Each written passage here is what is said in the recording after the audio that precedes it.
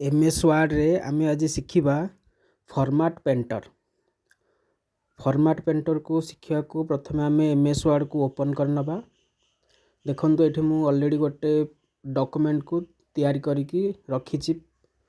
एई document रे किछि heading अछि जेमति कि leadership, skills, contact, experience, education.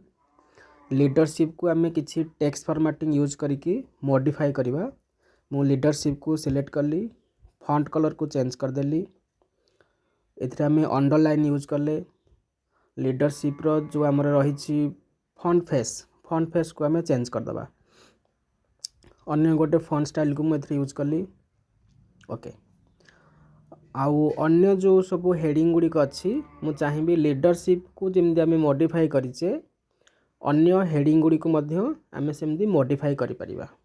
किंतु एठा में गोटे ऑप्शन यूज करिबा कोन ना फॉर्मेट पेंटर सहायरे आमे एगुडी को मॉडिफाई करि परिबा।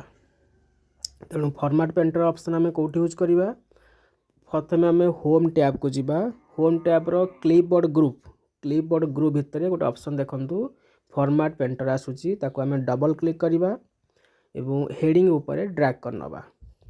बस देखंतु पूर्व जो लीडरशिप रे जहाँ जहाँ टेक्स्ट फॉर्मेटिंग आमे मॉडिफाई करथिले सेही अनुसार अन्य हेडिंग ऊपर मध्य सेही फॉर्मेटिंग अप्लाई हो जाउची। तेणु एमती आमे MS Word रे फॉर्मेट पेंटर को व्यवहार करि परिबा। धन्यवाद।